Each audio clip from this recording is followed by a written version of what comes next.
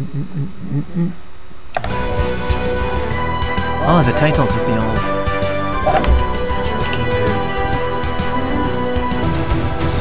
You should just get it like that.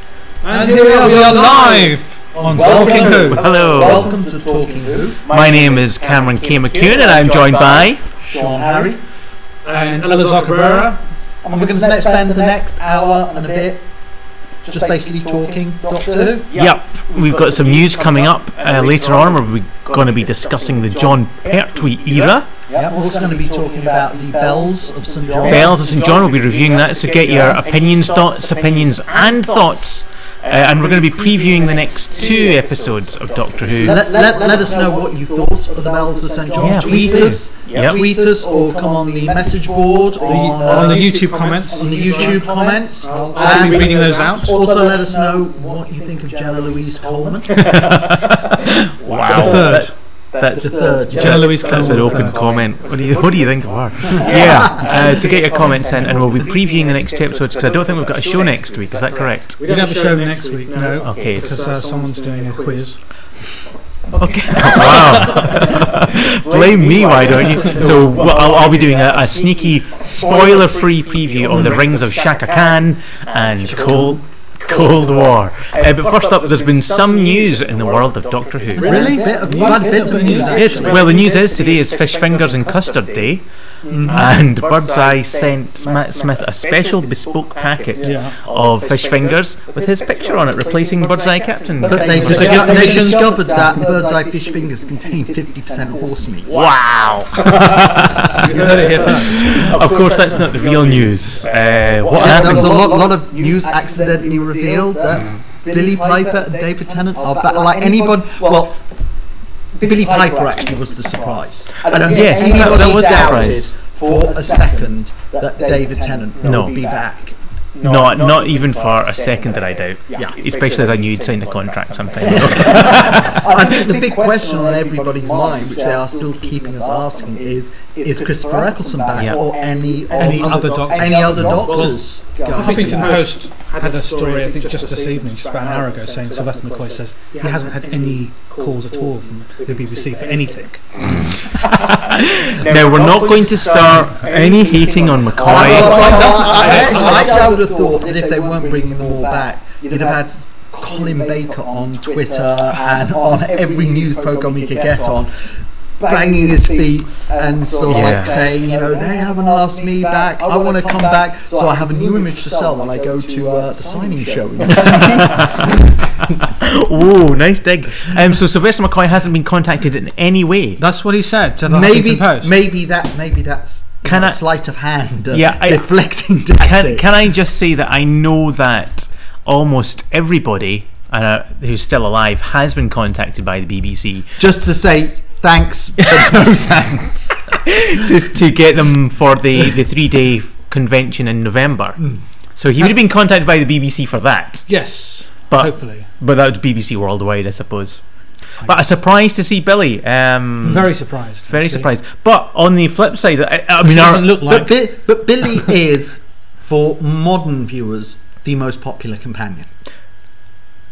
Yeah, she's not mine, but I understand what you're saying. Talking, with the general public. Yes, yes, absolutely. Well, she's the most recognised one. But that's because Billy Piper was kind of known before that. She had a career. She had notoriety before. She was known before that, and she was the companion that returned. She was Britain's top star at one point. Kicked off. She was Britain's equivalent of Britney Spears. And then she kicked off the new show. Britney Spears, she kicked off the new show with Christopher Eccleston.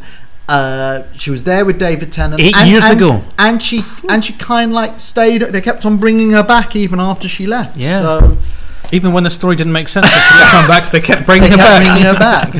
So she's back, and this time it's personal. Of course, I think she's in a flash. My opinion was she should just be a flash. No, I think she's a Zygon. They have body prints. No, I think she's it's a Zygon. Clara that's the Zygon. All right.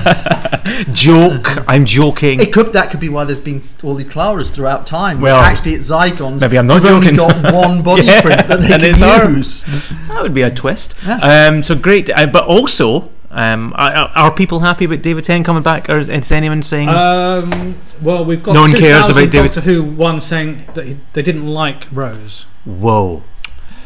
Yeah, everybody's got their own And Ollie opinion. Bishop says Pond kicks her ass. Whoa, language! Can we Well, get yeah, that but the out? thing is, they'd already established Amy Pond. You know, that was the end of her story. That was the end of the story for the Ponds.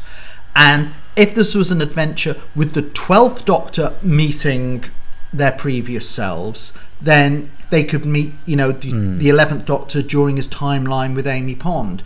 But I just think from a storyline with, you know, seeing as it's it would be very difficult bringing the Ponds back in.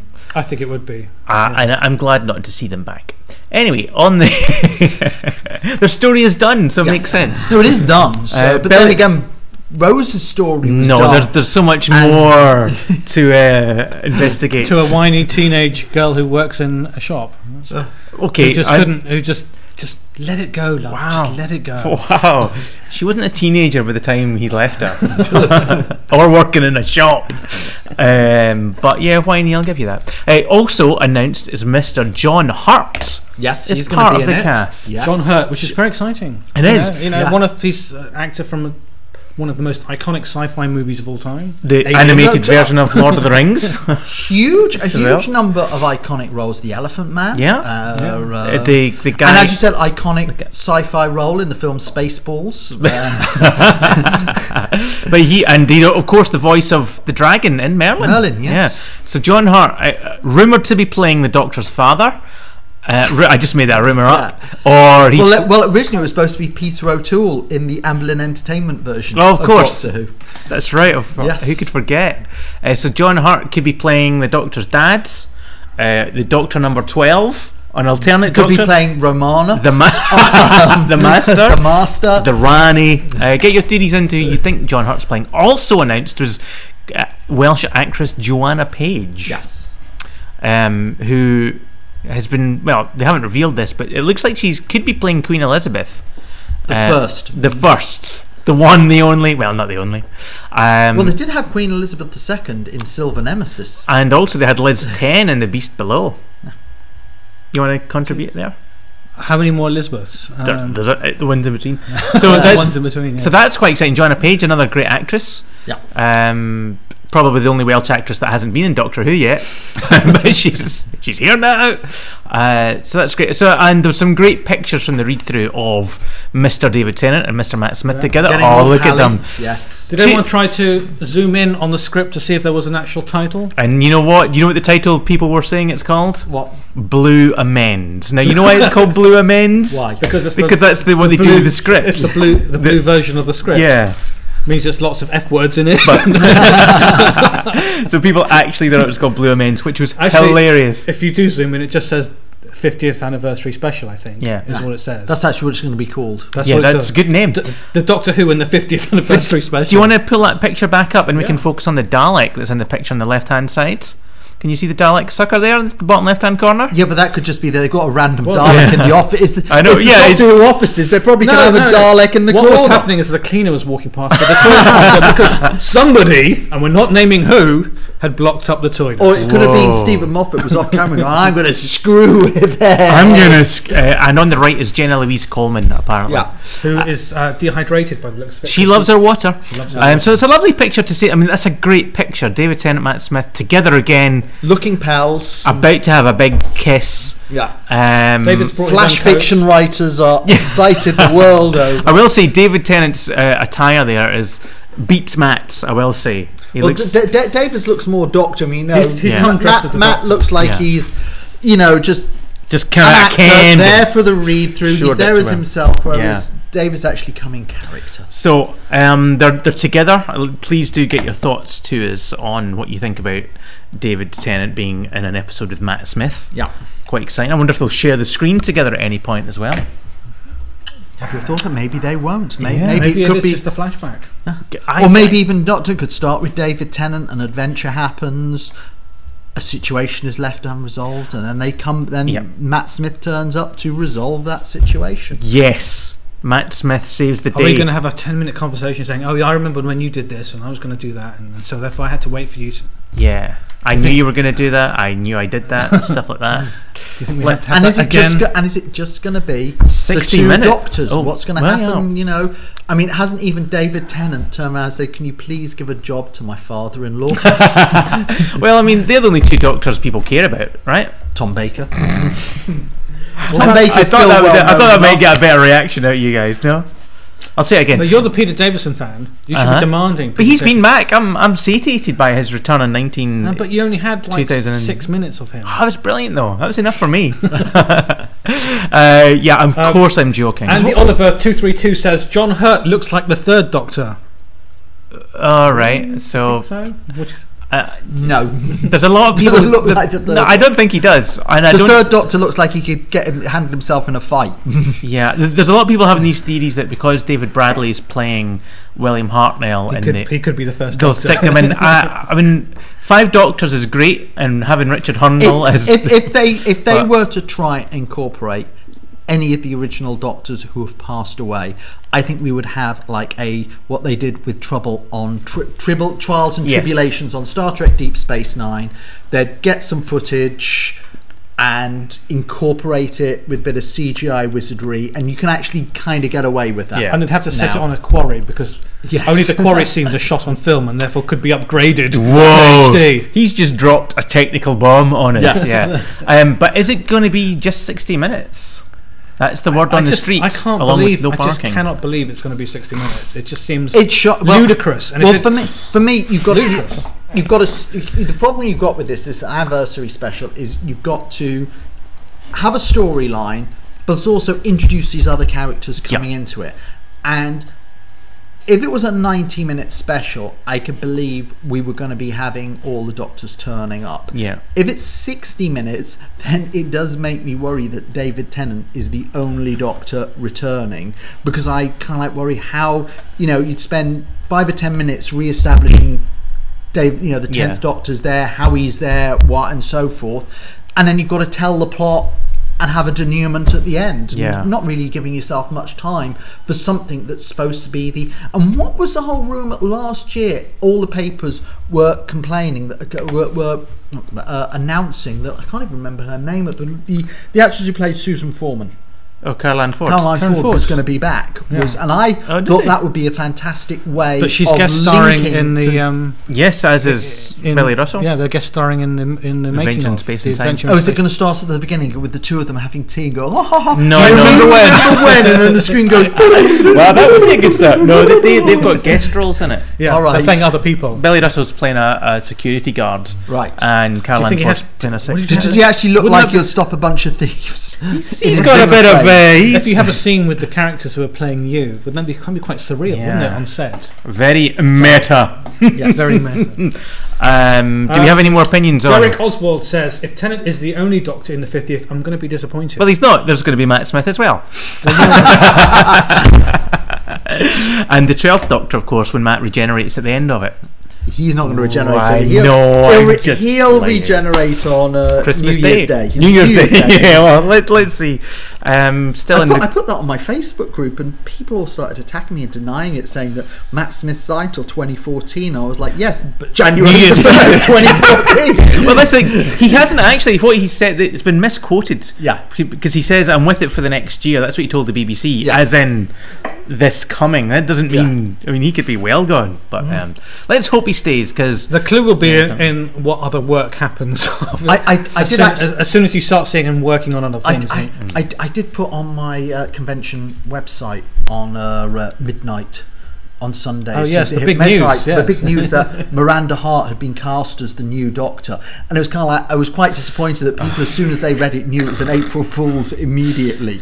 April Fools, come on. Well, you want to know something? I do. HBO actually had to give an apology because they had so many people devastatingly upset when they announced on April 1st that Peter Dinklage had quit as Tyrion Lannister and Warwick Davis had been cast for the 4th season of Game of Thrones. They had to issue an apology after that. So that wasn't true? No. See, I don't watch that programme, so I don't understand. You need to. I watched one episode.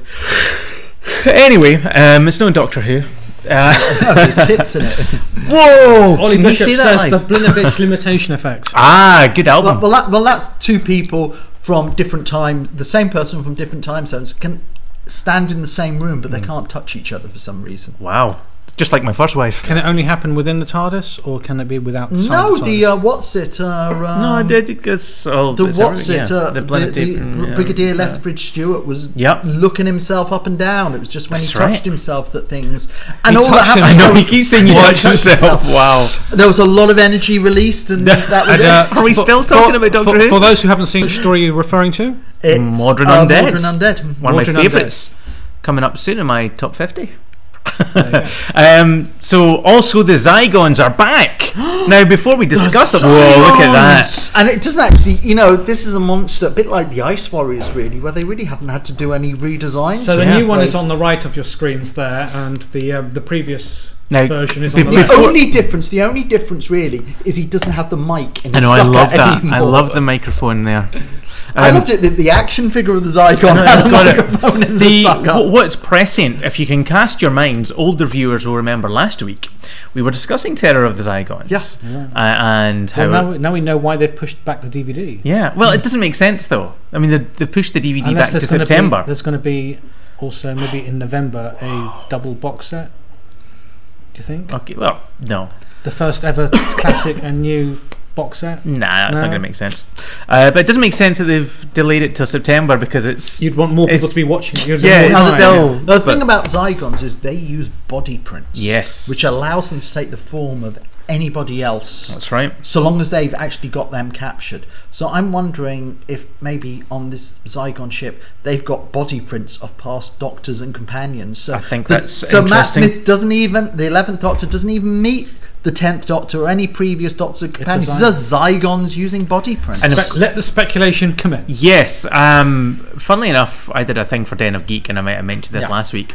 Classic monsters, and who was number one in my The list? Zygons. The Zygons. I'm very happy to see them. They're a great monster. Or could this just be a case? We're assuming it's going to be the Zygons will be the main protagonist. But there's only one antagonist. Zygon featured Seen so far. Is this going to be like a case of the Five Doctors, where they land possibly. somewhere and there's a Zygon here and a Dalek wandering around over there and a Yeah. Cyberman and a Silurian and Could be an Ood. Well, we've got Nude. A 19 Judoon. Sci-Fi 73 says Matt Smith will probably come across some artifact in a museum based on him, and thus the adventure begins. Made by River Song, no doubt. Yeah. Yes. And Itamar Sharon says we had an entire episode of Matt times 2, and that was the fascinating, and that was the fascinating with the same Doctor. So 10 and 11 would be awesome. Interestingly, and I used the word quite wrongly, Matt Smith's Doctor Who has indeed met the Zygons already. yes, it was Stephen Burkoff was playing one, wasn't he? No, he was in that episode. Oh, I He thought wasn't- it was one of that group, and that was He- was- It Stephen was in the Savoy Hotel. Yeah, Right. but Stephen Berkoff was in the episode. He wasn't Yeah, playing right. the Zygon. But yeah, they met some Zygons. That's not really that interesting, though, is it? What, that they've met Zygons? Oh, Well, really? Amy Pond and Rory had met the Zygons, didn't they? And Matt, and what's He his may name? have just Doctor rescued Who? them from the Zygons. Yeah. Well, he was there. We don't know. They We were don't know. all together. We only just saw a little clip. Yeah. The aftermath, post-battle. We saw pre and post, didn't we? So get your thoughts on the Zygons. David Tennant, Joanna Page, John Hurt, Christopher Eccleston. Please, and if you're typing, please do not spell Christopher Eccleston's name wrong. I find it highly disrespectful when people can't spell the actor who played Doctor Who's name right. You put an E on the end of it, we're What not about going to people read who it can't out. pronounce the Doctor's name properly? Like Troughton. Now, could this also be, really, this year, could this be the last year that we're going to see a return of any classic monsters that haven't been used? Because it kind of like feels like All the biggies are gone. they've all been used. There's only really rubbish But, left behind. are you talking about the pteroleptals here? The vervoids? Well, I'm still waiting for the Vervoids, to be honest. Yeah. And the Zarbi. I'd like the Zarbi to come back. What Zarbi from the first ballerinas? With these- yes. Good for you. I mean, it's a great planet to explore. I- It's interesting. There's history there. There's Vaseline all over the cameras. Yeah. And Martin Jarvis jumping around in a hang glider. Is that got Howell Bennett in it as well? No, is that? That's I'm thinking of the Chase. So get your thoughts there. We're going to discuss. Firstly, I think Bells of St John. This year's. I was going to say season opener, but the BBC would have us believe that we're still in series 7. well, the thing is that I just think if the BBC had said we're only doing 5 episodes of Doctor Who this year, or we're only doing 8 episodes of Doctor Who here, there would have been an outcry. But when they said, "Oh, we're straddling the season across 2 years," it kind of they get away. But it is the marketing is rubbish. It just doesn't make sense. The views of Elisar Cabrera are the views of Elisar Cabrera, not me. And there's been really quite a massive gap. Really, between it is it is another series. Yeah, and the thing is that the Bells of St John actually feels like a new start as well. It feels like a new series companion, a new introduction to the Doctor. So, and they seem to love they do seem to love to do this with Doctor Who every so often now. I don't remember them doing it quite so much in classic Doctor Who, but now they like to kind of like almost reintroduce the show. Yeah, every so many years, if they feel that there's new viewers who aren't going to understand, or American viewers, they've got to sell it to. Slightly cynical. I think you're right, but I think it's quite a nice thing to do. Well, I think it's quite a good idea. I don't think I'm being cynical when I say I do feel very much that Matt's first episode, The 11th Hour, was very much tailor-made so they could relaunch it in the States as well as, which actually worked very well. But the actual big them. Push was the series after. It's still it started with that episode. It did start with that episode, the push. Because the billboards was all for Impossible Astronaut. So Elisar, your thoughts? Did you enjoy the episode? The Bells of St John. Okay, well, first off, when it was revealed what the Bells of St John was, it was kind of disappointing because it was just a gag. The title of it is just a gag, you know. Do you think it wasn't? It wasn't a thread. It wasn't a mystery to be solved. Did you think that the opening was a gag on the fact that Tom Baker used to be a monk? No. I thought that as well. I thought it was a nice. I'm not quite sure people will be thinking, "Oh yeah, no, Tom Baker was a monk." No, no. I think Stephen Moffat. I think it was just. I think it was just a. It was just a silly gag. It really was completely pointless. Although, according to Tom Baker, all the monks used to walk around with a stalk, as he would put it. Attack of the Spoonheads would have been a better title. Attack of the Spoonhead. Well, I mean, how did you feel? This is coming from a series which has already had dinosaurs on a spaceship. Exactly. Yeah. So Attack of the Spoonheads. It's it tells you what the story is about. How did you feel about the Spoonheads? Yeah. So Spoonheads as a well. Can I before you do that, love? Do you remember last week my preview of it? How do you think my preview relayed to you? Did you agree with me in my lack of overhearted enthusiasm for it? No, I found the story. I found the episode just okay. I wasn't thrilled by it. You could have. This is the thing, you know. They're saying, "Oh yeah, well, this is an opener like this. You have to establish a new companion." But we've already established her twice before. Why do we need to go through this all over again? And this is the problem they had, I guess. And they should have just, if they'd done the Victorian one, it'd been a bit more interesting because you're pulling her into this modern world. Do you know what I think may have been actually more interesting? And if she is if she died every episode and he was meeting a different version. Jenna Louise Coleman in a different time period. We ended up going through 10 of her or something. Yeah, that would have been slightly more interesting. Yeah. And it could have been at the end of each episode. It could be, oh my God, they killed Clara. You're thinking, how are they going to kill her this So we've got another story where you get stolen and uploaded into things. We've seen that kind of before. There's a whole very sort of Tesseract thing with the fake doctor at the end. It's a lot of repetition. A lot of repetition. One of the problems I had with it is this: the Spoonheads are very like the nodes from Silence in the Library, but not only that, the idea of uploading souls and keeping them on a computer—that's exactly what they did in Silence in the Library. It's exactly the same. But Moffat has reused a lot of it. I mean, if you look, get ready for next week. if you look at the story of Madame Pompadour's relationship with the Doctor, then repeated with endlessly. Amy Pond's relationship with the Doctor and River Song's relationship with the Doctor, there's, it's very obvious he read the Time Traveller's Wife and went, that's clever. Can I add an addendum onto that when you watch this Saturday's episode? Oh well. So you So went. I wasn't impressed. I thought it was just okay. It didn't feel big enough. It didn't. This is supposed to be the start of a series, and it was just like okay. But maybe maybe it's because it's the 50th anniversary. They've got to save their budget up and their ideas. Well, I don't mean bigger that it has to yeah. be explosions and stuff. It just means bigger ideas or better ideas, and it's like Good ideas. good. I'm joking. I'm So not. look, I am. let's just have a reason for him to go up a motorcycle up the Shard. I mean, it's just like, again, it's useless. And then you have him. Okay, so he'll just walk in the door with a sonic screwdriver, when we've just seen him for the last 20 minutes just trying to knock on the door saying, "Please let me in." If it's that urgent, just open the door. Actually, that's a good point. He spent ages knocking on the door. Why He didn't he spent just... ages knocking on the door. In fact, the whole night, and then he just well, something's obviously she needs help. I'll go. But he's a bit absent-minded. Yes, that's very And then true. you know The what? 11th Doctor. And then when he comes back for at the end, what about the excitement of hearing the noise of the TARDIS? The TARDIS just appears silently now, and it's just like open it. Oh look, there is a TARDIS.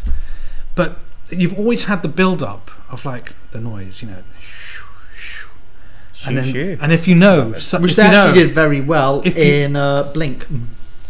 Yeah, and well, even when Rose is walking down the estate, and then suddenly she knows that somehow he's coming back, because the leaves are blowing. It's all that build up to the Doctor is coming. He just didn't. So she just looks at him. Oh, he's there. Well, Stephen Moffat is obsessed with nice, pretty visuals. Most directors and producers are. He's neither. Oh, I suppose he's a producer, if you count. But I do like. I mean, I think Jenna is great as Clara. I think she's going to be a great companion, and She's very good, isn't she? I really like her. She's really, really good, and She's really good. She's very pretty and very talented.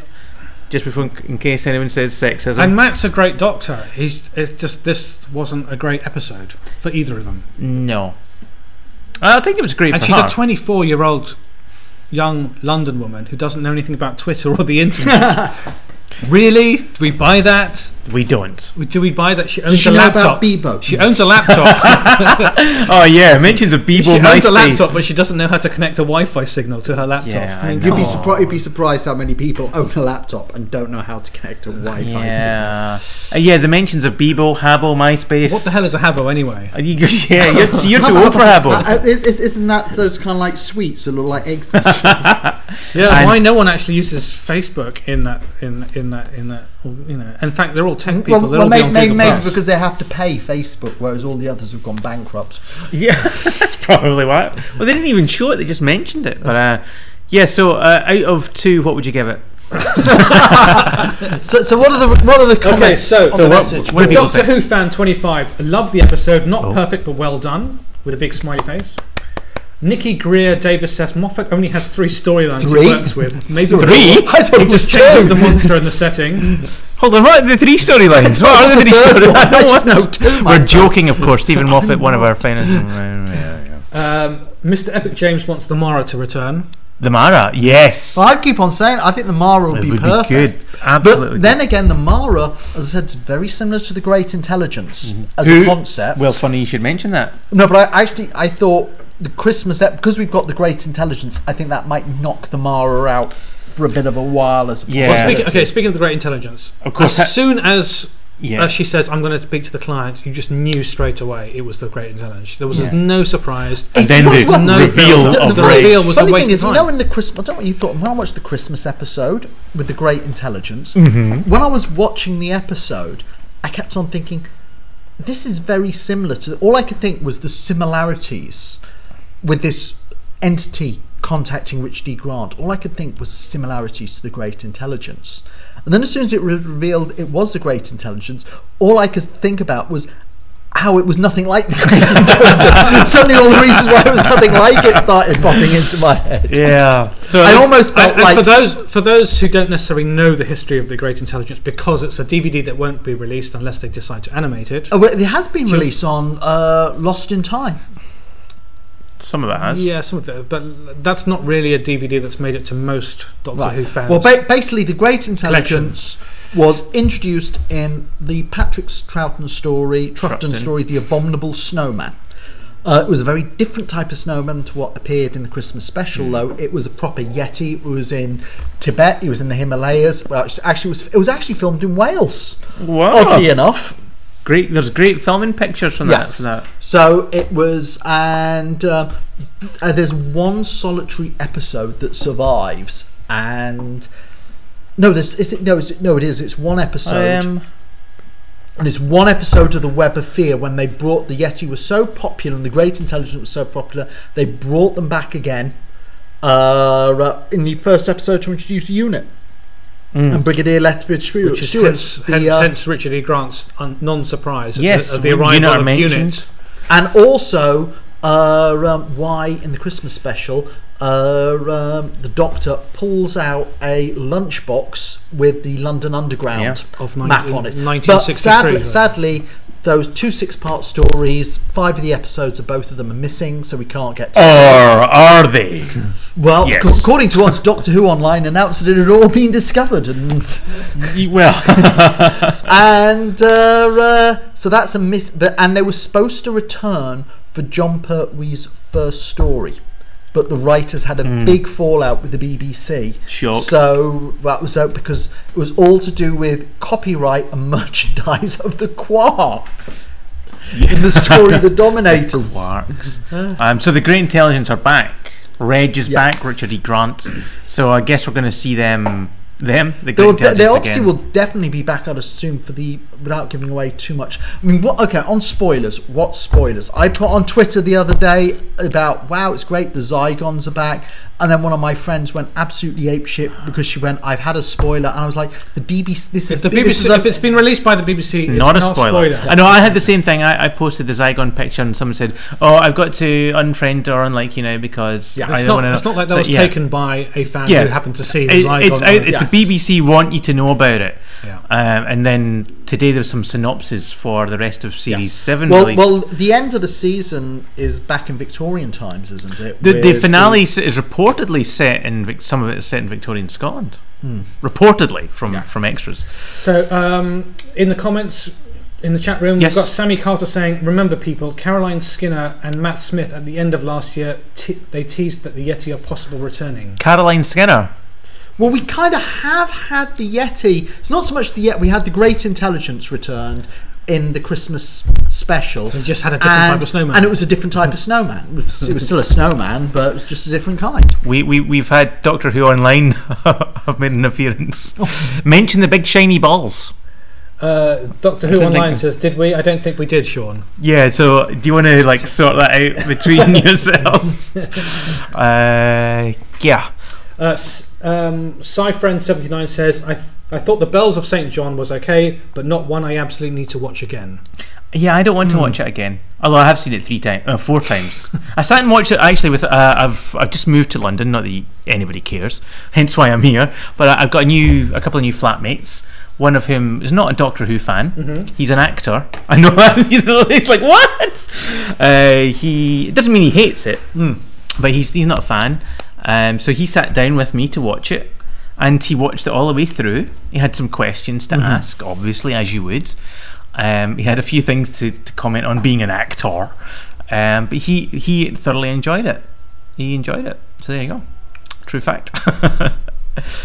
So that means that I think it's just a fun. It's a fun what paper it's supposed style to do as the start of a season to actually also engage new, because the only way the show, and they always said a big criticism of John Nathan Turner's latter years was that there was so much continuity and so much reference to previous Doctor Who stories that they felt that new viewers were just completely put off it. The other problem with John Nathan Turner, there was too much Colin Baker and Sylvester McCoy. Joking. I could resist, but my flatmate gave it 7 out of 10. And I think he said he'd maybe seen one David Tennant, one story. So for him, it was a bit of entertainment. He thought it was all right. That's what it's supposed to be. Thought some of it was a bit silly and some bits of it poorly acted. Yeah, because he's an actor. But he enjoyed Matt and well, it's Clara, lucky he didn't see some of those latter John Nathan Turner. Let's not get into all the hate that goes on. And actually, not trying to sound too bad, but I was seeing a documentary. commemorating Richard Breyer's life. All right. Over the weekend, and it was going on about how he loved to play the villain but never got the chance. And luckily they didn't show any clips from Paradise Towers. Yes. Great story, Paradise Towers. One of my favourites. I like Paradise Towers. I like the swimming lobster creature monster robot. Lobster creature monster robot. Yeah. I'd have liked it more if it had eaten Mel. Whoa! So Bell to St John, people seem to be middle of the road. Yeah, middle of the road. Shall I do the first preview? I'm doing 2 previews. Shall I do the next one? Well, Rings of Shaka Khan. Rings of Shaka Khan. Akatan broadcasting this Saturday. You saw the Next Time trailer. What did you think of it? It looks fabulous. Anyway, from a production design point of view, I mean it's great. It's all obviously on sets, set on an alien world. Made me think of the looks interesting. The Russell T Davies story, End of the World one. Yeah, in that it's kind of like doing that Mos Eisley kind of thing of getting a load of aliens, and there are loads. There are more aliens than have ever been in any Doctor Who episode, and they're all new aliens as well. Yeah. So it's one of the sort of. Well, technically they're not all new aliens because the Doctor's in it. I'm joking, of course. So what were your first impressions? Well, my first impressions was that it looks great. I didn't pick up enough of the story in it that I could sort of feel that, okay, what is this going to be about? Mm-hmm. You might have that feeling after watching it. I'm joking, of course. Doctor Who Online says Mel in a swimming pool, right concept, wrong companion. What is he suggesting, Perry? No, Seb wouldn't do that. Jamie. So the Rings of Shaka Khan. It's a distinct feel of something like The Beast Below. Yeah, it's got that very similar. The Doctor's taking Clara somewhere new, somewhere awesome is what she wants to do. And do we know what period? Is there a time frame? Oh, but possibly, but I didn't pick up on it.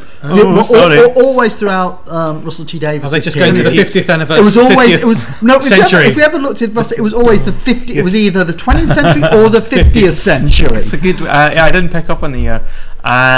It's very like that because Clara goes on an adventure. Similar, she meets a young girl, a bit like Amy does in The Beast Below.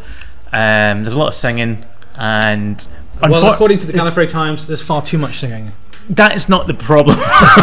Is the singing any good? It's lovely. I mean, it's actually lovely, but the story itself is a bit one note, if you'll pardon the pun. But the main alien threat is actually not much of a threat. The mummy itself looks very impressive, but they barely use it. In the Vigil, the three, or Vigil, the three guys with the mask are barely in it. The Gallifrey Times says special effects and aliens look great, very similar to The End of the World. Clara's introduced to the TARDIS. In my opinion, a nice episode for the Doctor and Clara to bond.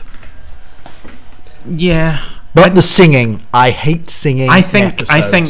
Don't watch the gunfighters. Whatever you do. Oh, that's good. So for me, it didn't impress. And for the first time in a long time, I thought, I don't want to say the word dislike, so I won't, but I did.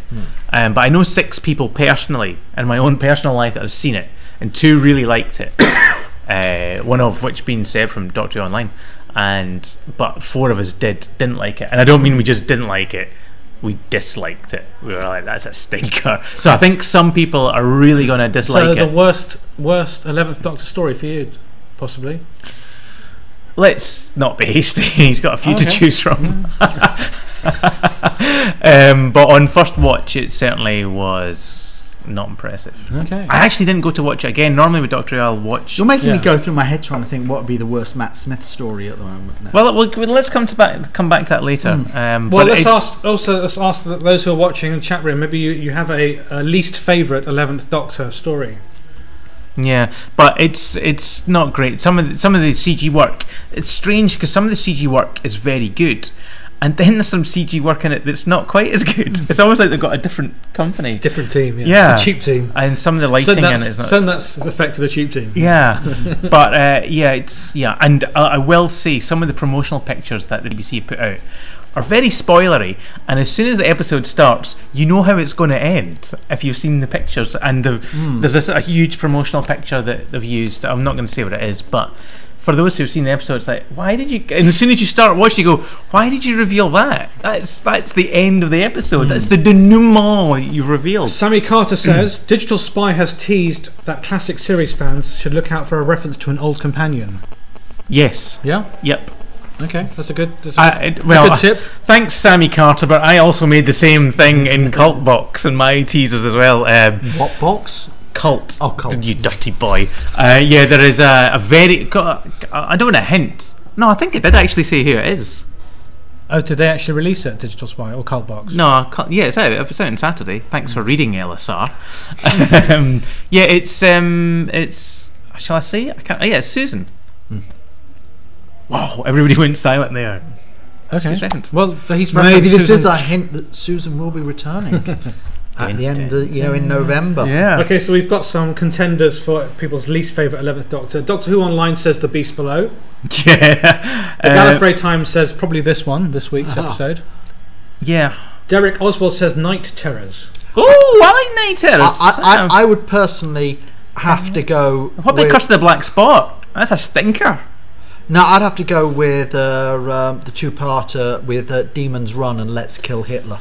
Ooh, interesting. I'd go with A Town Called Mercy. I just did not get that at all. I just didn't see the point of it. It was just like a completely wasted opportunity for a decent western. Did you know originally they wanted Scott Bakula for the Ben Browder role? Really? Yes. Oh. But he turned it down. Ooh. But Ben Browder went, another sci-fi show for me and another 10x8 to flog at conventions. He wouldn't think that, would he? Yes, he would. Wow, you heard it here first.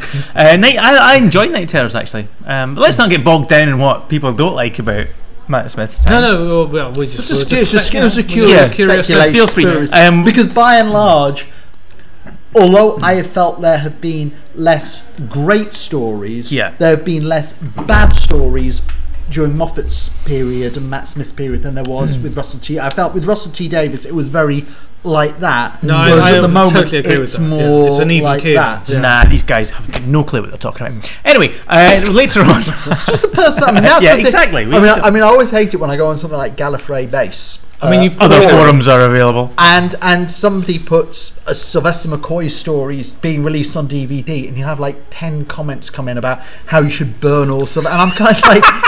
If you're a Doctor Who fan, the whole point of Doctor Who is the style of the show is constantly changing. That's why it's lived for 50 years, and it means you are going to have periods of the show you don't like, but that other people like. Yeah. And there's very few stories that everybody can say that's true. Bad. I mean, there's some stories, if you look at something like Time Lash or Time Flight. I think Time Lash is like one of the only ones where everybody can go. There's people I know that like those stories. Like, what? So you're right, nobody can agree. So that's lovely. Later on, to Time Flight had a Concorde.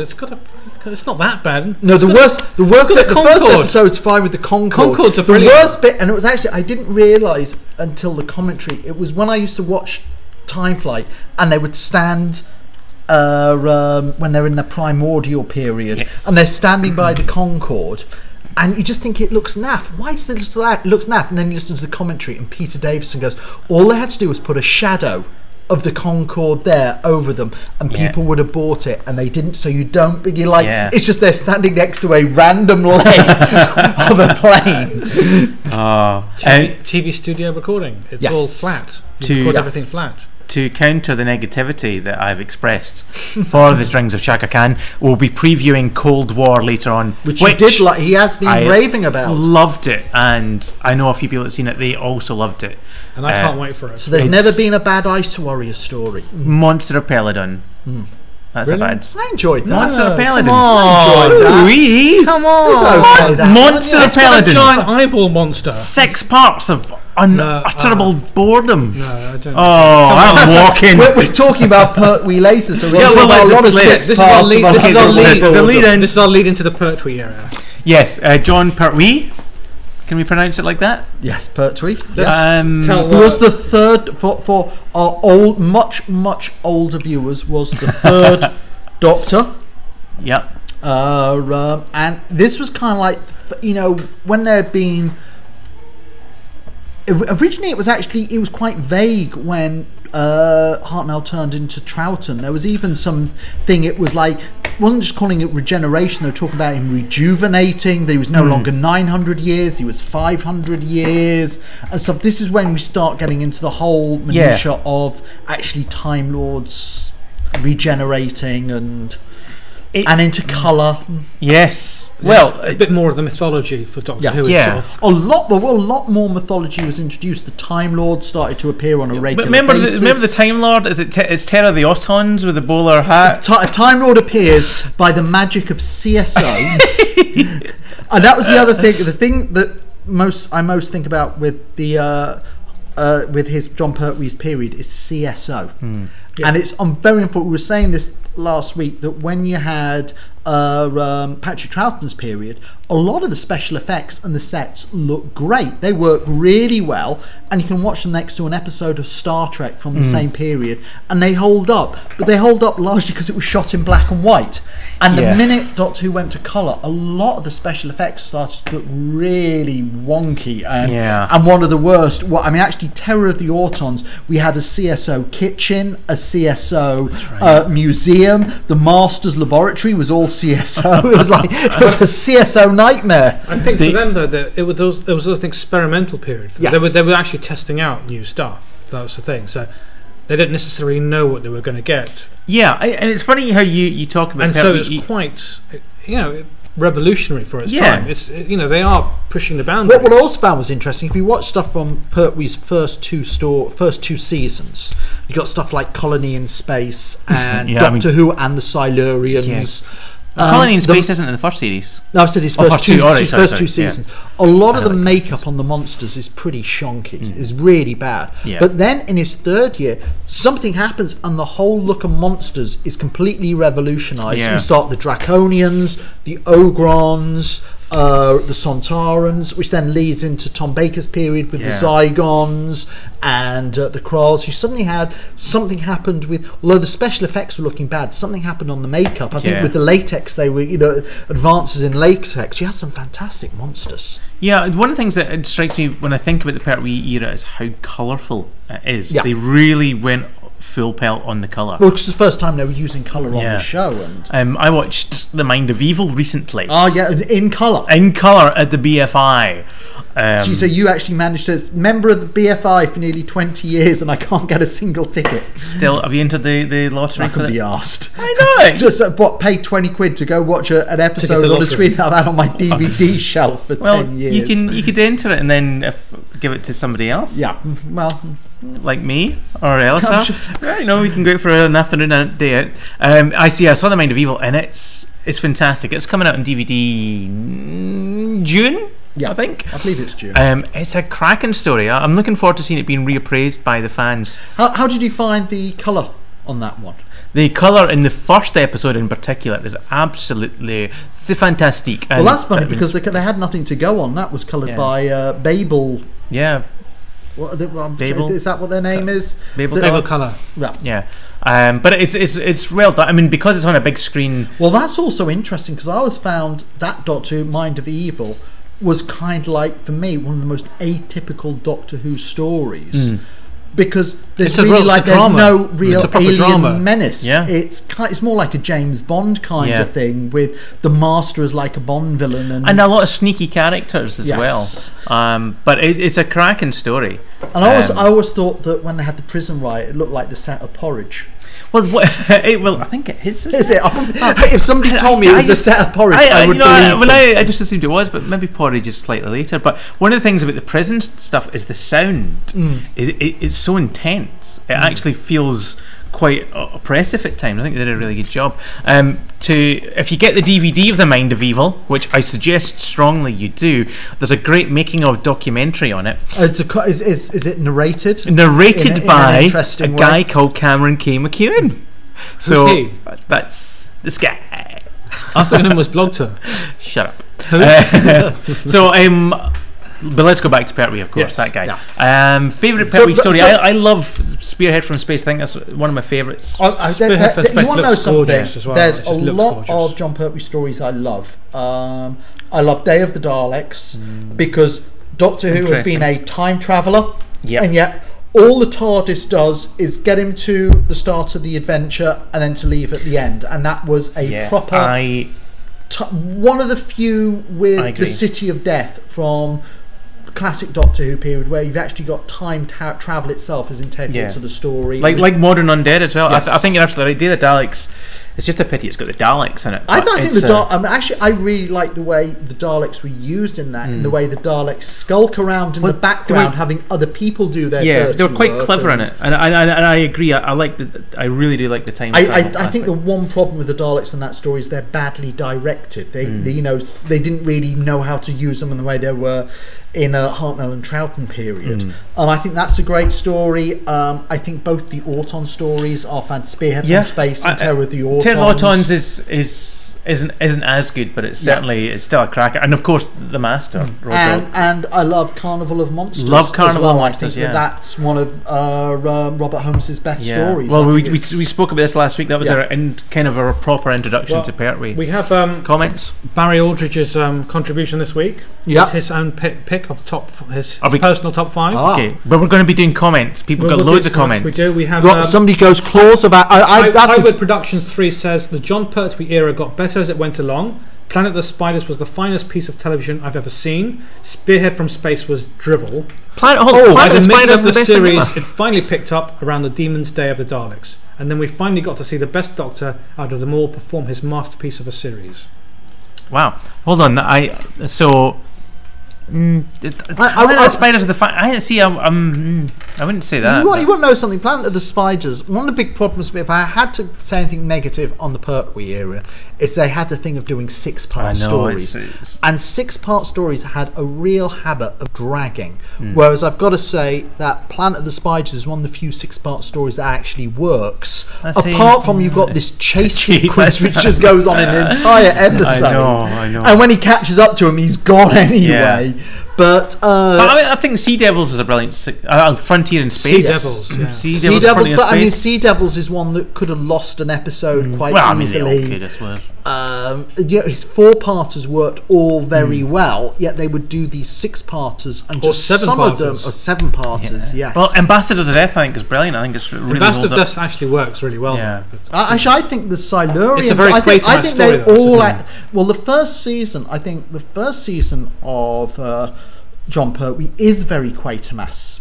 If you watch it, it's very with John Pertwee, the Doctor, as the Quatermass character, and Brigadier Lethbridge Stewart is the Colonel Breen character from Quatermass and the Pier. And interestingly enough, they had actually been working on doing a Quatermass series to replace because they were unsure what was going to happen when Patrick Troughton left, and one of the ideas was a Quatermass series.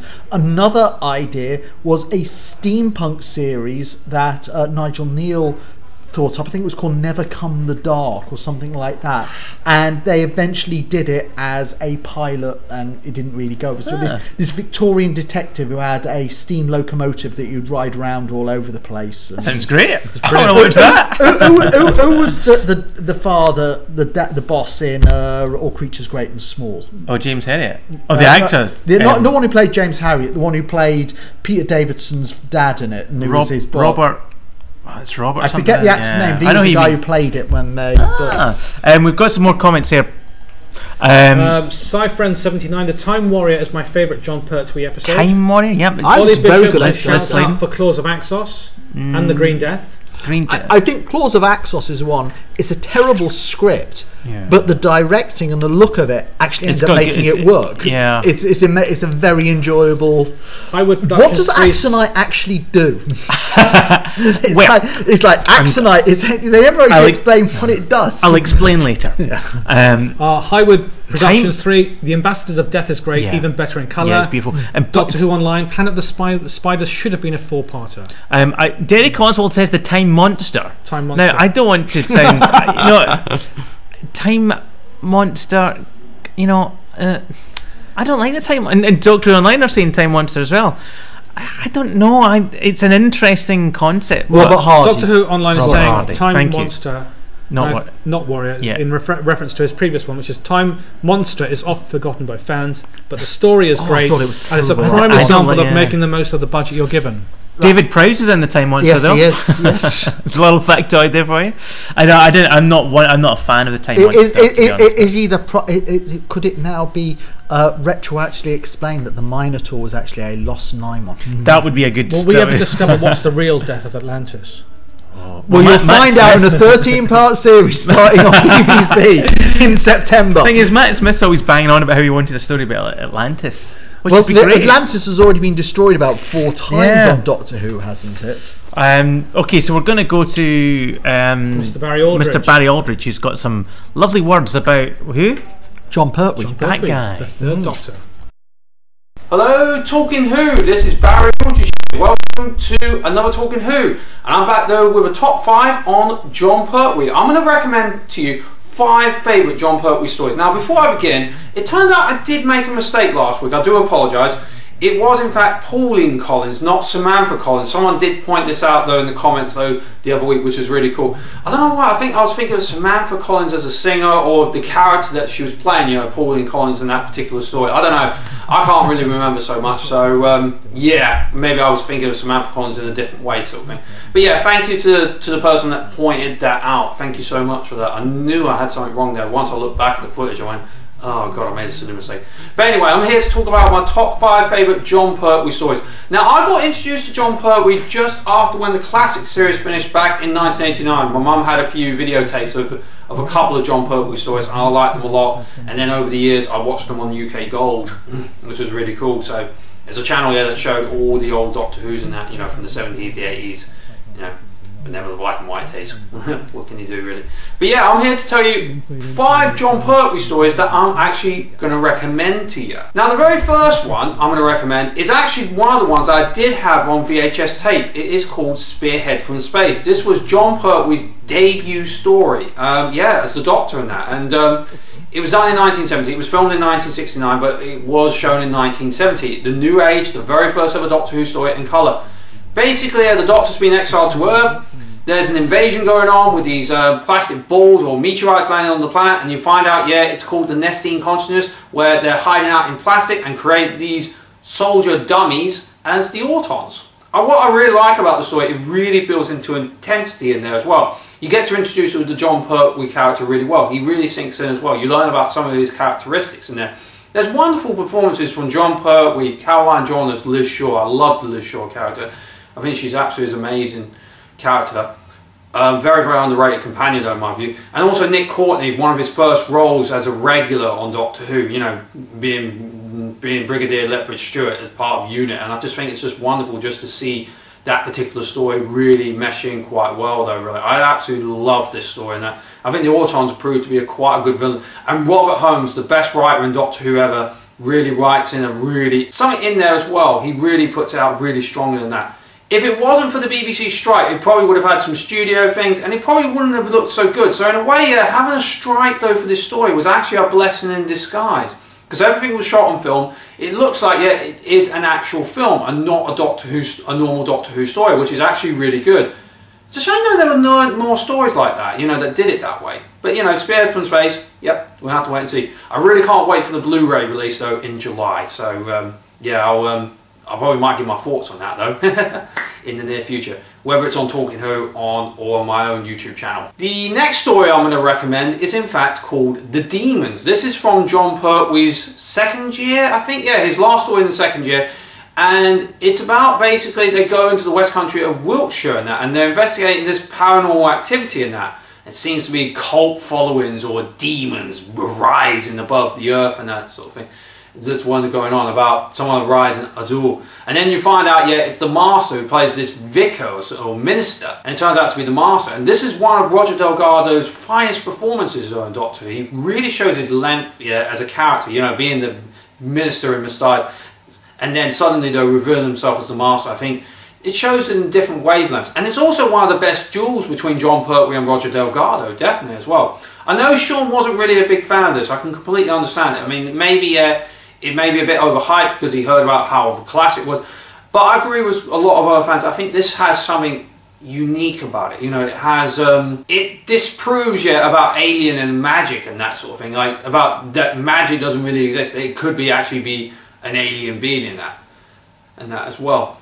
I mean, if you do get the DVD, I will admit, I do agree though with Sean, yeah, that maybe episode 4 sticks out like a sore thumb because it looks a lot better than the other episodes. But I still think it's a very, very strong 5-parter, definitely. And Guy Leopold, very, very good at pseudonym though for Barry Letts and Robert Sloman, definitely. And very, very well directed by Christopher Barry as well. Very, very good story indeed. I'll definitely recommend it. A very, very good 5-parter. The next story I'm going to present to you is actually another great favourite of mine. This is from his first season as the Doctor, and it's also the final ever 7-parter, which in other words it's a story that went on for more than 6 episodes. It's in fact called the Parallel Universe Story Inferno, written by Don Houghton and directed by Douglas Canfield, and then later on Barry Letts, so if you want to know a bit more about the story, but I will explain that though. It's about this Professor Stallman, yeah, that's trying to, he launches Project Inferno to try and find ways, yeah, of trying to find cheap sourceable energy in that. And so the unit and the Doctor go over there just to find out what's going on.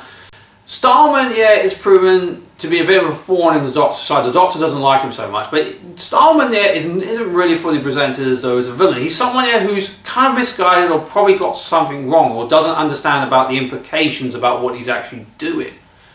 And what I really like about this story is the parallel universe idea. This is the very first ever time this has ever been done. The Doctor has his TARDIS, he's trying to get his TARDIS working because he's been trapped there on Earth, and unfortunately it sends him into a parallel universe and something goes wrong with the power conductors and that, and he deals with, let's say, a darker side of Liz Shaw and Brigadier, or should I say Brigade Leader Lethbridge Stewart and that, and it gives Caroline John and Nicholas Courtney and a few others like John Levine and that as well, to play a bit more of a darker side of their characters, you know, be more ruthless like fascists, or sort of like be under the Hitler ruling or something like that, if Hitler had actually ruled the earth or something like that.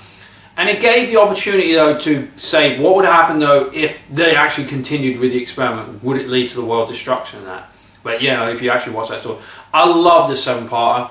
Also, yeah, this story would give me a little bit of nightmares, I have to admit, because of the idea of Armageddon. I believe that an Armageddon could actually happen though with Earth. I know it's a bit strange, but I truly do believe in that. And like I said, Douglas Canfield is very, very good on the action directing. I mean, he did a lot of the location shooting in some of the episodes of 1 and 2, and then he got ill, unfortunately, so Barry Letts took over. And I never noticed much difference, though, with the directing between the two. I know Barry Letts said he did, but I never noticed much of it. It seemed like it's flowed consistently as well. It was very, very nice as well. I think it was very, very smooth as well. I love this story quite a lot. It was really, really good. The next story I'm going to pick is, in fact, called Carnival of Monsters. This was the second story of the 4th year of Doctor Who, yeah, just after what I'm going to recommend though next. It's written by Robert Holmes, and what I like about the idea is it's a sort of like, is it really a carnival atmosphere or some sort of political sort of situation that's actually going on as well? You have these grey guys here who are wondering what to do with these carny folks and then the Doctor and Joe think they landed in India in 1926, and then they find out something a bit strange. It's not what it seems though, really. Giant hands going through different landscapes, different time zones, and it turns out, yeah, they're inside a global sphere that, you know, it's a sort of an entertainment thing, which the Doctor believes says they are banned though within society and that. And I like some of the quirky lines in there from Robert Holmes as well. Robert Holmes is very, very good on the writing, especially on the comedy front, and bringing characters in a situation and making them, you know, making you think, oh, what's going on here and that. But he does it in such a really, really good way. And Barry Letts actually directs this story as well. It's really, really paced out and directed really well. I like Barry Letts' directions in this one as well. I think it's really fun, really engaging, and it has a lot of things going on there. You're wondering what's going to happen next in that. And also the guys in the grey outfits and the grey makeup and that, you know, I thought, yeah, they were very, very good. You know, they had some conflict of interest as well, but, you know, politicians and that. And I think maybe that's how Robert Holmes felt about with politicians and that, but, you know. But yeah, I like this little 4-part of Carnival of Monsters, really, really cool. And finally, the 5th and final one that I recommend though from the Jon Pertwee era is in fact the 3 Doctors. And yes, that's right, it's the 10th anniversary special. This is the story before Carnival of Monsters. And basically the Doctor is basically, well, you know, he's dealing with a situation that some people have disappeared and that, and they're investigating what's actually going on. some sort of parasite's been get loose and that, and so the Time Lords believe it comes from some sort of black hole which is draining all their power. So they think the only alternative is to send the Doctor's past selves to him. And it brings out some wonderful chemistry moments between Patrick Troughton and Jon Pertwee. There was a sense of rivalry. It's even admitted though in the Three Doctors documentary on the special edition. But as you know, Barry Letts said they became really, really good friends. But the rivalry between them is absolutely splendid. It brings a lot of great comedy moments though as well. It's just really, really good. I think I like the story quite a lot. It just brings something really special to it. Even though William Hartnell was really ill, he was able to still take part, but only on a monitor and that, and it was understandable why. I mean, I always wanted to know why. Was it, you know, he was a bit lazy, a bit grumpy, but it turned out, yeah, he was very, very ill. So it's very, very understandable though nowadays. But as a kid, you're thinking, why wouldn't he be in the same room and that? Being kind of like ignorant me or something like that as a youngster. But, you know, at the end of the day, as well, it was William Hartnell's last appearance as a Doctor in this one, you know, because he passed away like 2 or 3 years after that, you know, in 1975, which was very, very sad, and, you know, for Doctor Who people and that. But I love the wonderful performances from all 3 of those Doctors who are no longer alive, though, sadly, as well. Katie Manning as Jo, I thought she was absolutely great. I do love the comedy between Patrick Troughton's Doctor and Nicholas Courtney as Brigadier Lethbridge Stewart. Especially when they arrived in another land, he was like, Brigadier, oh, they're off a beach or somewhere. And I just think it's just absolutely so funny, though, to watch. And it got serious at the right certain points, and Troughton's Doctor was right in this and as well. And I like Pertwee is in there as well. I think they really meshed well together as well, and I think it's just one story I definitely recommend. And one of the writers, Bob Baker, actually went on to do Wallace and Gromit with Nick Park from the Wrong Trousers, and has been doing it ever since. And it's just great though that one of those Doctor Who writers went on to do another brilliant franchise like Wallace and Gromit. Absolutely, it's fantastic. So that's it though, guys. Thanks very much for watching my top 5, or I should say 5 stories I recommend from the Pertwee era. Definitely, you know, my definite recommendations. I know some of you are going to agree, some of you are going to disagree. I don't mind. You know, it's just my personal choices and that. I mean, there were a couple I probably wanted to put in there, but I thought I only had 5 and didn't have much time there really. So thank you very much for watching, and I hope you enjoyed the rest of the show of Talking Who. Any mistakes, do leave a comment down below, and I'll try and rectify it for next time. Peace. Thank you, Barry. Thank you, Bazza. Can we call him Bazza? You'd have to ask him. You have to ask him that, yeah. Yes. Bazza, can I call you Bazza? Thank you. The end. Some great choices there. Carnival of Monsters, which you picked earlier. Yeah, I love Carnival of fantastic Monsters. story, It's very tight and it's funny and it's good. Yeah. A bit like my second wife. And number 1 being the 3 Doctors, which leads into what we were going to discuss about Jon Pertwee. You know, I really enjoyed the 3 Doctors, but the Gelgards always Omega didn't have much luck creating servants. He says Gelgards. I would say jail guards. LSR? I can't remember. What was it he had in Arc of Infinity? Was it called an Ergon or something? Yeah, that thing with the beak. Yeah, it was. They could barely move it, kind of. Yeah. He didn't have much luck with his antimatter monsters, did he? So for those watching who have not seen the 3 Doctors, we've obviously had Barry's description. Why would anybody who's watching would watch this show and not have seen the 3 Doctors? Because some people they don't collect, because there are a lot of DVDs and you don't necessarily. I know, but that's going to be one of the first ones you're going to go for. If you've not seen the 3 Doctors, please let us know on the YouTube comments. We have got some other great comments. It's Andy Oliver. What does he say? Andy Oliver 232 says, I agree, the 3 Doctors, especially in comparison to the 5 Doctors, is brilliant. Well, because it's just a good story. What makes the 3 that the Doctors unify in? Whereas I felt the 5 Doctors was how do we get all the Doctors together and all the companions together and then have a story around it. And of course, let's go back. I mean, the 3 Doctors is the first of its kind of having multi-Doctor stories. Yes. Yeah. Well, one of the things I like Doctor Who Online, slow-mo Time Lord fight was painful. I don't know, that bit makes me laugh. But yes, very painful. I like the interaction, and it was good to see the Doctors interact with one another, especially Patrick. Yeah. And I was going to say Patrick and Pertwee. That's not the way to do it, is it? Troughton and Pertwee. I loved their interactions, but then Hartnell comes along and trumps them both. As a kid, I got very frustrated by how little Hartnell there was in it. But, you know, as I got older and I understood the reasons of what, you know, that wasn't a deliberate choice by the production team or the writers, but it all was they a could bit manage. frustrating that's all. But imagine, at least he was there. Imagine in actually it. being a kid watching Doctor Who, as it was broadcast, and having those Doctors I was together in one show. I mean, always it must have been wonder- quite exciting. I always wonder. I remember watching the story Earthshock, and the absolute excitement I had when the Dark Cybermen were revealed at the end of the episode. And I've never seen anybody discuss this on the forums or any articles, but I always wonder when Invasion was shown and the Cybermen didn't turn up until episode 4, and there's a couple of other ones like Frontier in Space, the Space War. That's a wasn't great, until episode 6 suddenly the Daleks turn up out of nowhere. And I always wonder, were those proper genuine surprises, or had the Radio Times given it away, and what were people's responses to that? Like Adric as well. I mean, I remember that being... Oh yes, that was a complete out of the blue. But then again, so was Perry's death, but then they went and brought her back anyway. So I was going to go on about Adric there, but we're talking about John Pertwee. Yes. But it's a fun story, I think, The Three Doctors. It's not what, I'll have to be honest, it's not one I enjoy or come I love back it. to. I think it's I love it too, I think it's a really good. That's because you're a bit older than me. I think it's everything. If you're going to do an anniversary story, that is a perfect one, because it's a good story in its. If you put it in any other season, it still was a good story. And this is one of the reasons why we're talking about it, because it is actually the first of the big anniversary stories. And I actually think The Two Doctors was a pretty good story. I just think it was lousily directed and has some lousy production design to it as well, which let it down. But the script, there isn't any problem, I feel, with the scripts of The Two Doctors.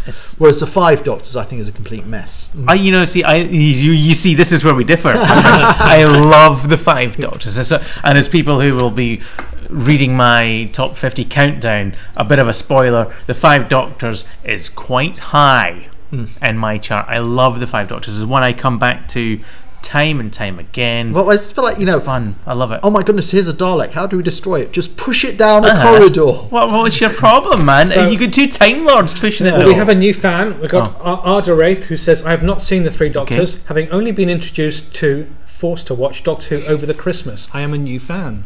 Ooh.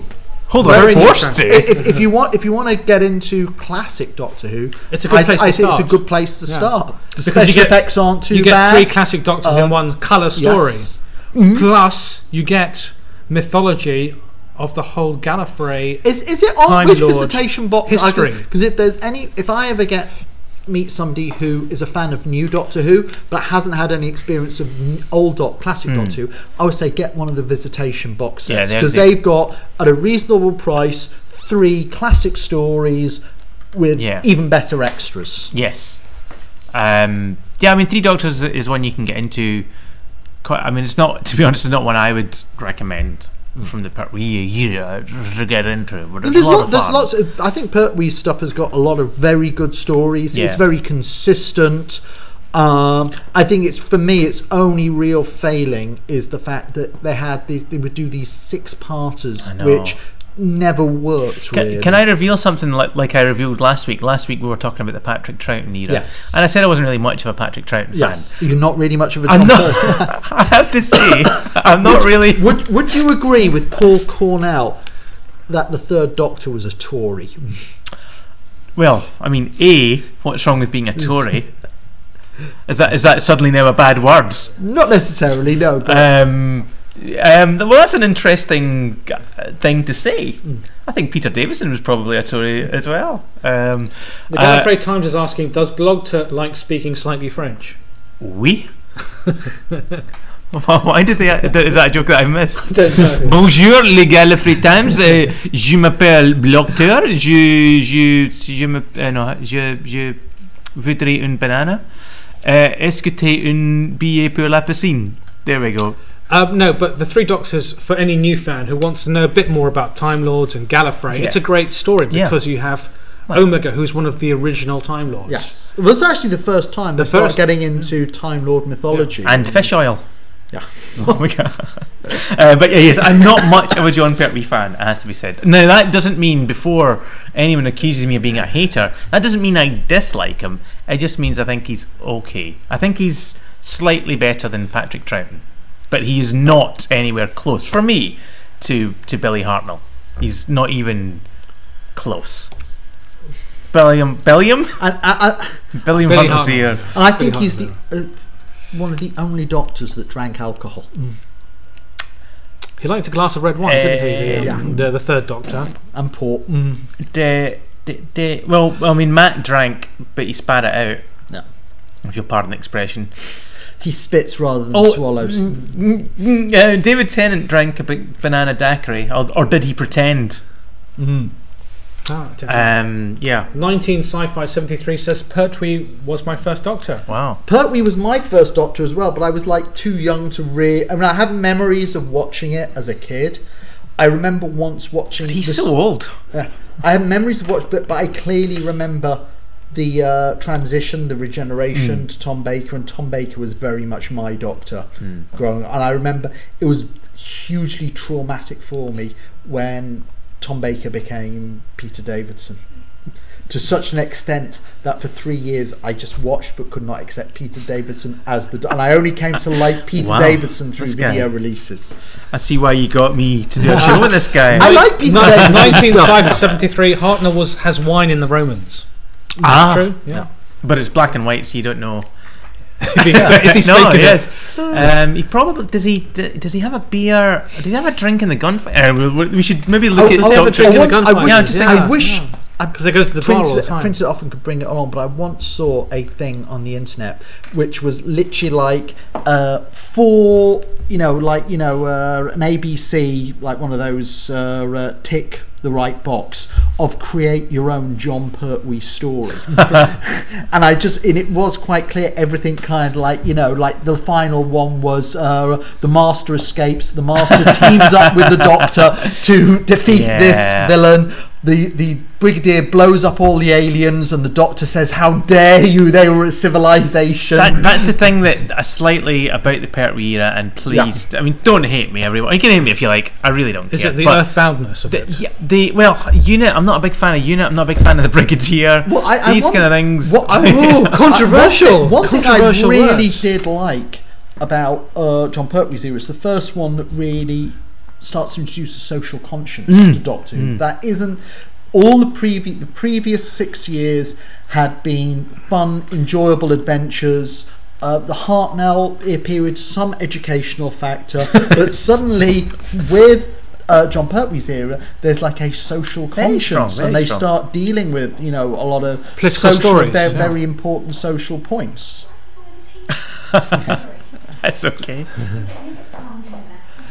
So it's true. I mean, they had writers who were taking stories from the news and just sort of giving them a science fiction context. Yeah. I mean, you were sort of talking about how bad you thought the Monster of Peladon was, but how the whole thing about Britain joining the EU, and that's something we're still arguing to this day. That whole feminist thing in the... I mean, God, it's... give me a break. I don't know. I thought that Elizabeth Sladen was fantastically well introduced, and I'm not going to disagree. Yeah. For people who thought we might have been talking to like a weirdo there, somebody came into the room to borrow a heater. We are in a live film environment here, as you can tell. I always remember that scene in The Time Warrior when Irongron grabs Sarah Jane and she pulls her arm back and tells him to get lost with such force, and they never really had Sarah quite that strong again. They didn't. But that was, But I mean, I like Joe Grant. That was probably my least favourite companion. Whoa! But most favourite miniskirt. No. Tegan still wins that's it's interesting. Between Tegan and Amy Pond for me on that one. I love Tegan. That's interesting because I'm not a big fan of Joe Grant either.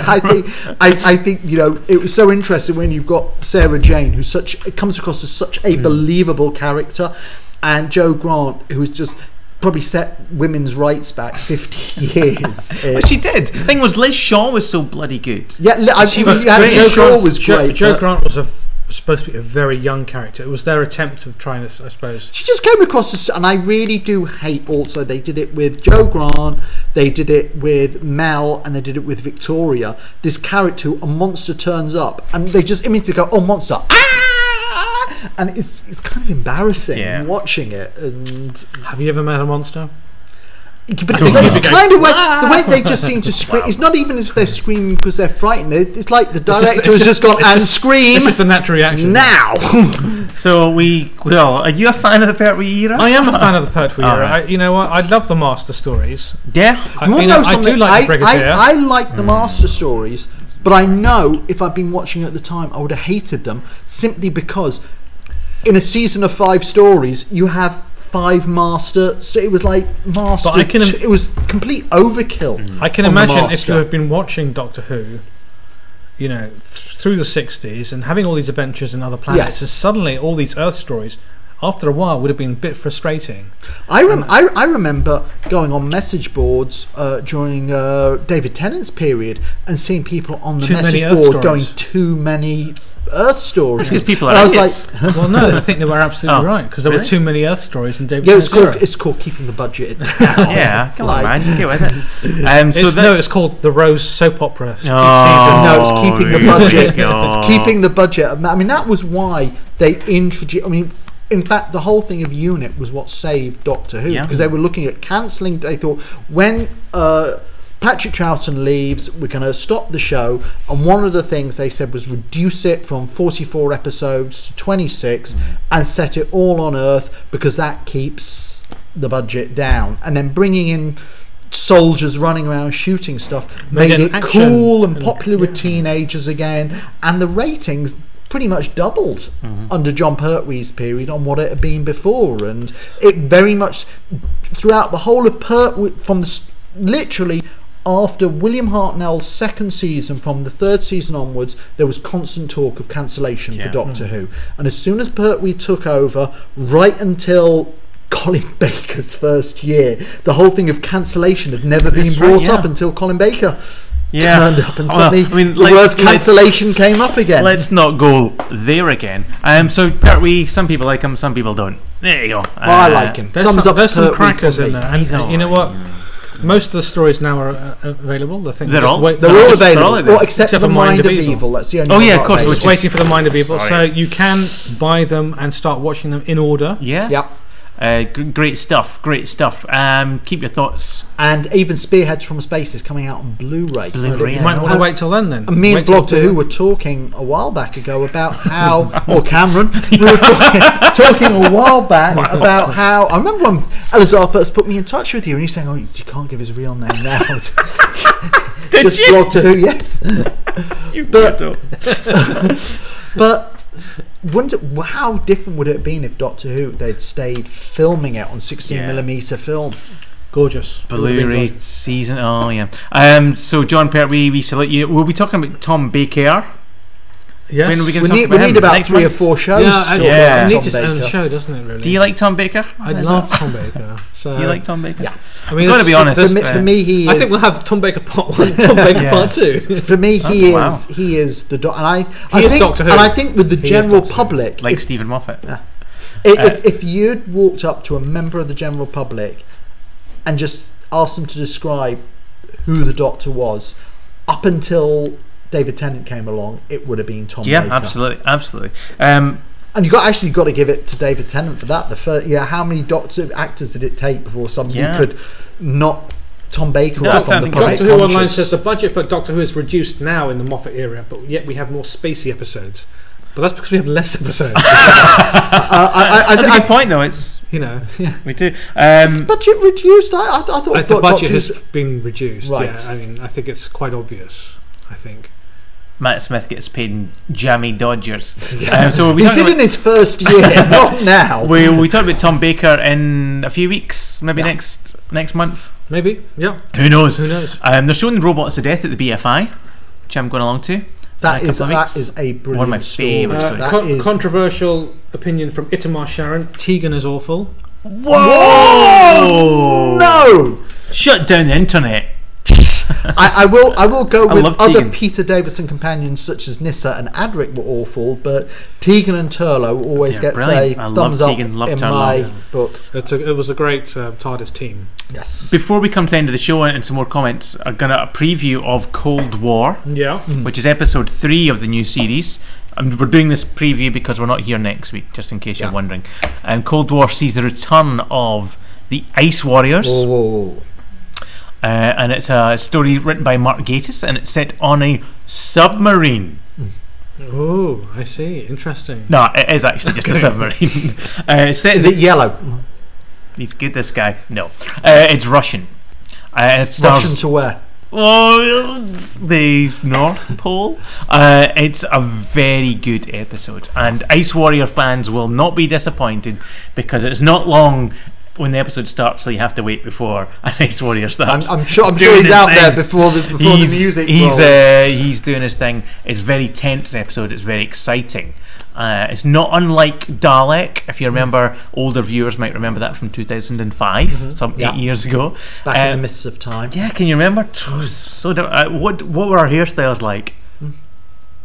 He could. I don't know. Yeah. Not that different. It's kind of like Alien, the film Alien. It's got a wonderful cast, Liam Cunningham and David Warner, two great actors. David Warner, in particular, is fantastic in this episode. David Tennant, Matt Smith. Liam Cunningham, of course, from Game of Thrones. Yep, and that awful show Outcasts, which I did watch. Oh, Jesus. Yeah, that was bad. But it's a great episode, and I think it adds a real good bit of mythology to the Ice Warriors as well. It's very exciting, and it's filmed so well. It looks like a movie. It really does. It plays out like a movie. It feels like one. Jenna looks like she's very wet in all the trailers. She gets they get wet very quickly. That's in good. the episode. I look forward to that. But a gentleman gives her his coat, and she gets to shine in this episode. She really does. She does a really good job. Matt kind of takes a back seat, it has to be said, because there's so much going on, and it is about Clara to some extent, and the David Warner character, the Professor, as he's called, and the Ice Warrior himself. Any questions? Well, yeah. As far as the Ice Warrior continuity, I'd rather not answer. Okay. What was your question? Well, obviously they're not time travelers, so these are Ice Warriors pre John Pertwee's stories with the Ice Warriors, are they? I'm trying to remember how much has been officially said. I think they've said officially that he's found in the ice, and in the episode you find out he's been there for some time. It's a bit like in their first appearance. That was those Ice Warriors have been in the ice for centuries. So these could be almost like Patrick Troughton type, as opposed to John Pertwee type. I wouldn't like to say. Well, it is clear in Doctor Who mythology, new Doctor Who mythology, the Ice Warriors have left Mars before the 21st century because they're gone by the time we get to the waters of Mars. Yeah. But the waters of Mars are still 50 years away. Still 21st century. So it's a great episode. Any other questions? Do people have questions? Well, no, we've got a more controversial companion discussion. Itamar Sharon continues saying, I've never understood why Sarah Jane is so revered. Liz Lee and Romana too were much better. Whoa!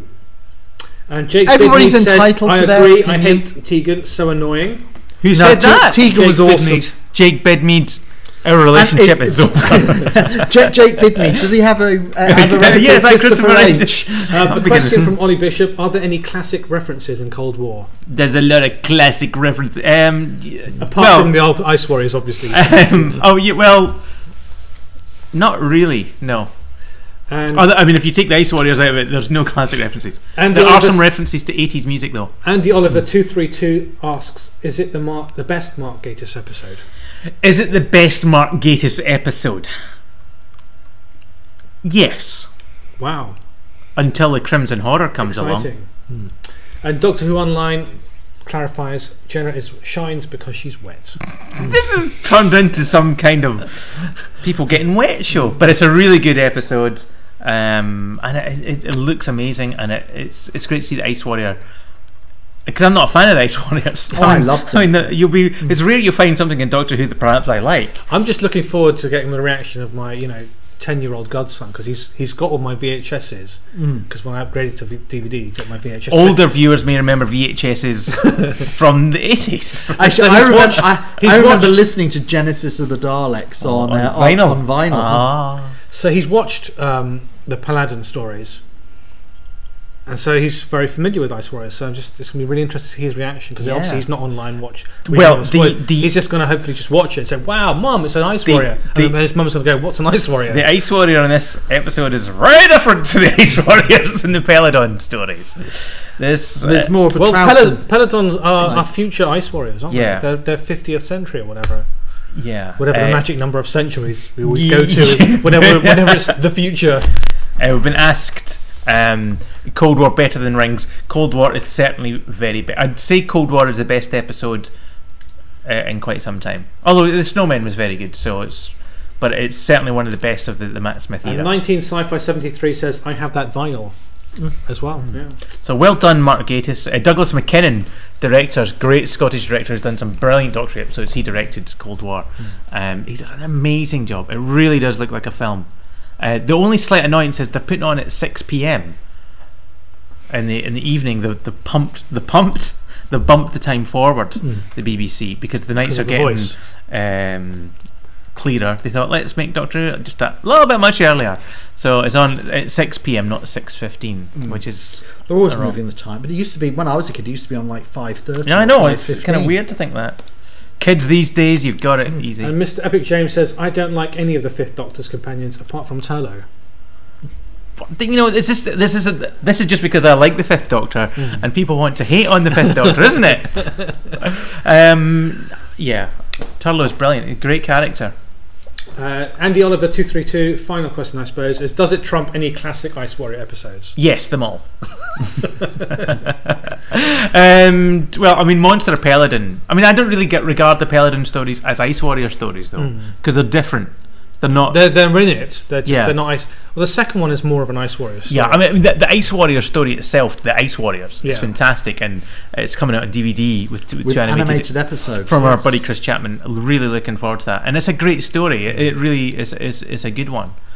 Seeds of Death, I'm not that... I didn't like Seeds of Death is one of those that if it had been 4 parts, it would have been probably not too bad. At 6 parts, it just really kind of drags. And again, I'm not... I never found them that interesting. I do kind of like that idea in the Seeds of Death, though, that because they've got now matter transmat, they don't actually have any proper forms of transport in terms of... So once they can't use transmats, they're kind of like buggered. Well, that was quite an interesting concept. May or may not become an interesting plot point in Cold War.